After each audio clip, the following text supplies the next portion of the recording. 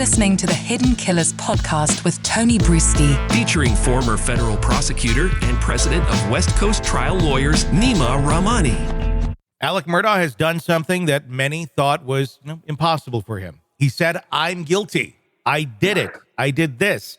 But it wasn't to the murder of his wife and son. It was to the financial crimes. Well, at least a handful of the financial crimes, which will now be settled and hopefully bring some justice to some people, including a day in court where they can make their victim impact statements directly to Alec Murdaugh. Here to join me to discuss, Neama Rahmani, former federal prosecutor and president of the West Coast Trial Lawyers Association. We knew this was probably coming in this case, that he would make this guilty plea. Are you at all surprised by it? And how does this affect the other 100-some cases that he has pending against him for financial crimes going forward? Tony, not surprised at all. I mean, here's someone that admitted to all these financial crimes in state court during the murder trial. And of course, even if the conviction gets overturned, those statements can be used against him. He pled in federal court, probably wisely, because he wants to do federal prison time. And he knew that it really was a non-defensible case. So not surprised that he's coming back, pleading to essentially the same charges in state court, hoping he can do federal crime. Look, I mean, he's admitted all along that, or at least recently, that he's a cheater, he's a liar, he's a fraudster, but he's not a murderer. And I think this is consistent with his story so far. Why would Alec Murdaugh want to go to federal prison versus state prison? Well, federal prison tends to be nicer, less crowded. You have more white-collar criminal types like Alex Murdaugh himself. Again, I mean, typically you don't have thieves like this who are also murderers, which is one of the reasons this is such a unique case. Obviously, he's a lawyer. His father was a lawyer. Grandfather was a lawyer. But, folks that are sophisticated like Alex Murdaugh, we saw recently with Derek Chauvin and George Floyd, they want to do federal time. It's a lot better than state time because state prison tends to have a lot more violent offenders. So more risk if you were to be in state prison, which I'm sure probably is something that he would face. So this man, no matter what ends up happening here, whether we get another murder trial or not, he's likely to spend the rest of his life in prison, whether it be on financial crimes or the murder charges and such. What does the future hold for someone like Alec Murdaugh behind bars?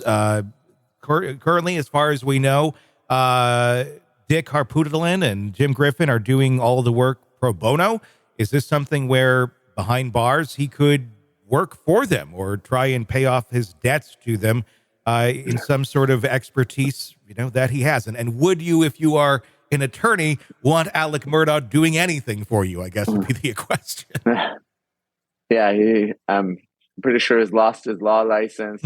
I'm just curious to see Alex Murdaugh billing away, in 0.6 increments there in a South Carolina prison, whether it's state or federal, or even somewhere in the country, wherever the Bureau of Prisons sends him. But I mean, like you said, Tony, he's going to die in prison. He's getting decades for these financial crimes. He's no spring chicken.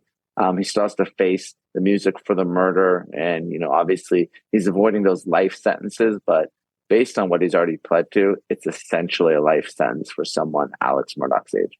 At the end of the day here, at the end of this this batch of crimes that he's being charged with, the victims will get to make impact statements in court. I know you've seen this before. How important is that for the victims in something like this, financial crimes, to be able to face the person who wronged you and express how it hurt you, especially when that person is someone like Alec Murdaugh?